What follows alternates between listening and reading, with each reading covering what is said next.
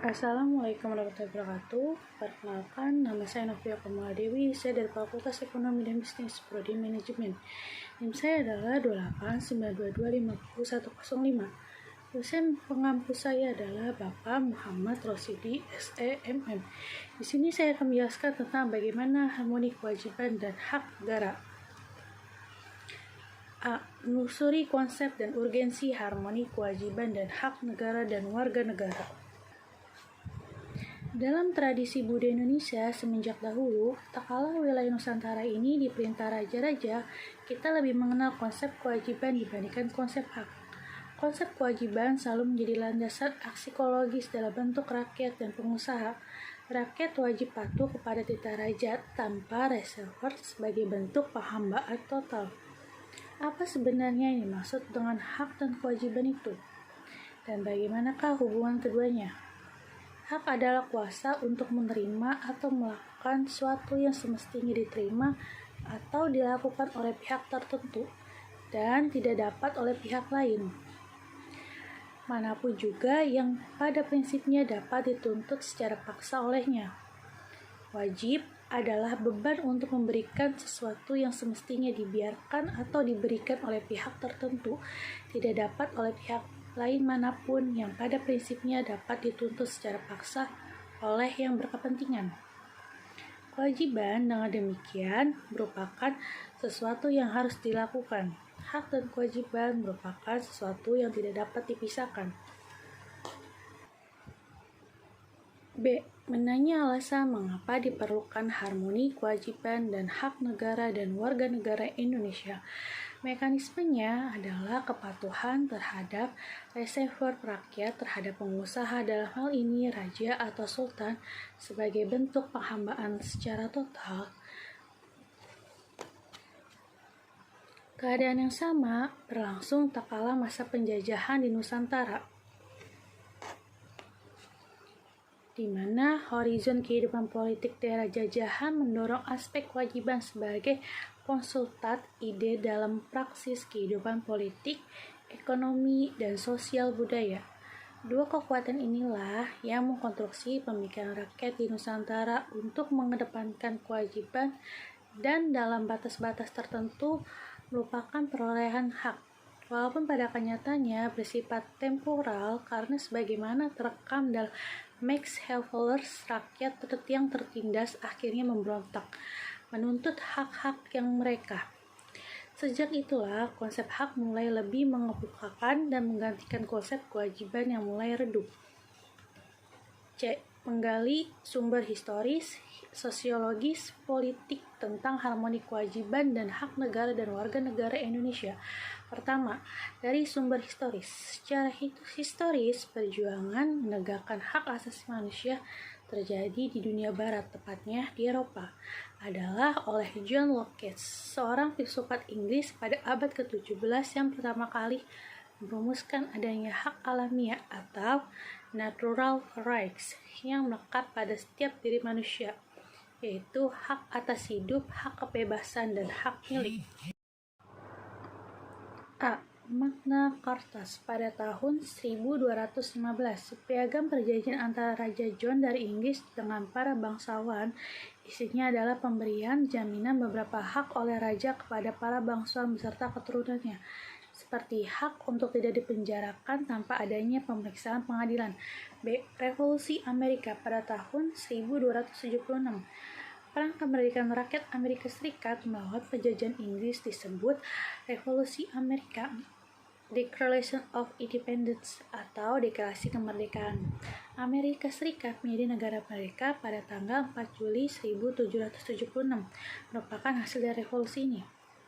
C. Revolusi Prancis pada tahun 1789. Revolusi Prancis adalah bentuk perlawanan rakyat Prancis kepada rajanya sendiri. Louis 917 yang telah bertindak sewenang-wenang dan absolute declaration that deroged the I home et du citoyens atau pernyataan hak-hak manusia dan warga negara, dihasilkan oleh Revolusi Prancis. Hak atas kebebasan, liberty, kesamaan, equality, dan persaudaraan, fraternity, Dalam perkembangannya, pemahaman mengenai HAM semakin luas. Sejak permulaan abad ke-20, konsep hak asasi berkembang menjadi empat macam kebebasan, the four freedoms. Konsep ini pertama kali diperkenalkan oleh Presiden Amerika Franklin D. Roosevelt. Keempat macam kebebasan ini meliputi: A. Kebebasan untuk beragama, freedom of religions. B. Kebebasan untuk berbicara dan berpendapat, freedom of speech. C. Kebebasan dari kemelaratan, freedom for one. D. Kebebasan dari ketakutan atau freedom for fear. C. Menggali sumber histori, sosiologi, politik tentang harmoni kewajiban hak negara dan warga negara Indonesia. Yang kedua, sumber sosiologis. Akhir-akhir ini kita menyaksikan berbagai gejolak dalam masyarakat yang sangat memprihatinkan, yakni munculnya karakter buruk yang tandai kondisi kehidupan sosial budaya kita yang berubah sedemikian drastis dan fantastis. Bangsa kita yang sebelumnya dikenal penyabar, ramah, bersopan santun, dan pandai berbahasa basi, sekoyong-sekoyong menjadi pengarah, suka mencaci, berdendam, perang antar kampung dan suku dengan tingkat kekejaban yang sangat biadab. 3. Dari sumber politik. Sumber politik yang mendasari dinamika kewajiban dan hak negara dan warga negara Indonesia adalah proses dan hasil perubahan Undang-Undang Negara Republik Indonesia tahun 1945 yang terjadi pada era reformasi. Pada awal era reformasi, pertengahan abad 1998, muncul berbagai tuntutan reformasi di masyarakat. Tuntutan tersebut disampaikan oleh berbagai komponen bangsa, terutama oleh mahasiswa dan pemuda. D. Membangun argumen tentang dinamika dan tantangan harmoni kewajiban dan hak negara dan warga negara. Aturan dasar ihwal kewajiban dan hak negara dan warga negara tersebut berubah pada D. Membangun argumen tentang dinamika dan tantangan harmoni kewajiban dan hak negara dan warga negara. Aturan dasar ihwal kewajiban dan hak negara dan warga negara setelah perubahan Undang-Undang Negara Republik Indonesia pada tahun 1945 mengalami dinamika yang luar biasa. Berikut disajikan bentuk-bentuk perubahan aturan dasar dalam Undang-Undang Negara Republik Indonesia tahun 1945 sebelum dan sesudah amandemen tersebut. Pertama, di sini ada aturan dasar ihwal pendidikan dan kebudayaan serta ilmu pengetahuan dan teknologi. Ketentuan mengenai hak warga negara di bidang pendidikan semula diatur pada pasal 31 ayat 1 Undang-Undang Negara Republik Indonesia 1945. Setelah perubahan Undang-Undang Negara Republik Indonesia 1945, ketentuannya tetap diatur dalam pasal 31 ayat 1 Undang-Undang Negara Republik Indonesia 1945, namun dengan perubahan.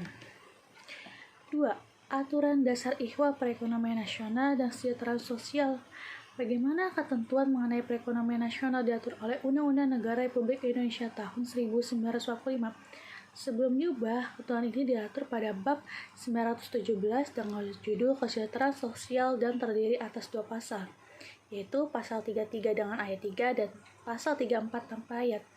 Ini diatur pada bab 917 dengan judul kesejahteraan sosial terdiri dari 2 pasal.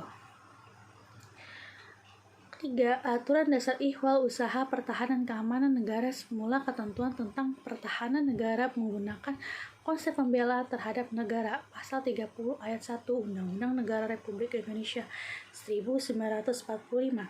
Namun setelah perubahan Undang-Undang Negara Republik Indonesia 1945, konsep pembelaan negara dipindahkan pada pasal 27 ayat 3 dengan sedikit perubahan redaksional. 4. Aturan dasar ihwal hak dan kewajiban asasi manusia. Penghormatan terhadap hak asasi manusia pasca amandemen Undang-Undang Negara Republik Indonesia 1945 mengalami dinamika yang luar biasa. Jika sebelumnya perihal hak-hak dasar warga negara yang diatur dalam Undang-Undang Negara Republik Indonesia 1945 hanya berkutat pada pasal 27, 28, 29, 30, 31, 32, 33, dan 34, setelah amandemen keempat Undang-Undang Negara Republik Indonesia 1945, Aturan dasar mengenai hal tersebut diatur tersendiri di bawah judul Hak Asasi Manusia atau HAM. Mendeskripsikan esensi dan urgensi harmoni kewajiban dan hak negara dan warga negara. Apa esensi dan urgensi adanya harmoni kewajiban hak negara dan warga negara tersebut? Untuk memahami persoalan tersebut, mari kita pergunakan pendekatan kebutuhan warga negara yang meliputi kebutuhan akan agama, pendidikan dan kebudayaan, perekonomian nasional dan kesejahteraan rakyat, serta pertahanan dan keamanan. Pertama, agama bangsa Indonesia dikenal sebagai bangsa yang religius. Kepercayaan bangsa kita kepada Tuhan Yang Maha Esa telah ada semenjak zaman prasejarah, sebelum datangnya pengaruh agama besar ke tanah air kita. Kedua, pendidikan dan kebudayaan. Pendidikan dan kebudayaan merupakan dua istilah yang satu sama lain saling berkolerasi sangat erat. Pendidikan adalah satu bentuk upaya pembudayaan. Melalui proses pendidikan, kebudayaan bukan saja ditransformasikan dari generasi tua ke generasi muda, melainkan dikembangkan sehingga mencapai derajat tertinggi berupa peradaban. 3. Perekonomian nasional dan kesejahteraan rakyat. Sesuai semangat pasal 33 ayat 1 Undang-Undang Negara Republik Indonesia tahun 1945, asas perekonomian nasional adalah kekeluargaan. Apa makna asas kekeluargaan? Kekeluargaan merupakan asas yang dianut oleh masyarakat Indonesia dalam berbagai aspek kehidupan, yang salah satunya kegiatan perekonomian nasional. Rangkuman tentang harmoni kewajiban dan hak negara dan warga negara. Pertama, hak adalah kuasa untuk menerima atau melakukan sesuatu yang semestinya diterima atau dilakukan melalui oleh hak pihak tertentu dan tidak dapat oleh pihak lain manapun, juga yang pada prinsipnya dapat dituntut secara paksa olehnya. Wajib adalah beban untuk memberikan sesuatu yang semestinya dibiarkan atau diberikan melalui oleh pihak tertentu tidak dapat oleh pihak lain manapun, yang pada prinsipnya dapat dituntut secara paksa oleh yang berkepentingan. Kedua, hak dan kewajiban warga negara merupakan wujud dari hubungan warga negara dengan negara. Hak dan kewajiban bersifat timbal balik, bahwa negara memiliki hak dan kewajiban terhadap negara, sebalik pula negara memiliki hak dan kewajiban terhadap warga negara. 3. Hak dan kewajiban warga negara dan negara Indonesia diatur dalam Undang-Undang Negara Republik Indonesia tahun 1945, mulai dari pasal 27 sampai 34, termasuk di dalamnya ada hak asasi manusia dan kewajiban dasar manusia. Pengaturan akan hak dan kewajiban tersebut bersifat garis besar yang penjabarannya dituangkan dalam suatu undang-undang. Sekian presentasi dari saya. Kesempurnaan hanya milik Allah dan kekurangan datangnya dari saya. Mohon maaf bila ada kesalahan dalam saya menjelaskan tentang harmoni kewajiban hak negara dan warga negara. Terima kasih kepada dosen saya, Bapak Muhammad Rosidi, SEMM. Akhirul kalam, wabillahi taufiq wa hidayat. Wassalamualaikum warahmatullahi wabarakatuh.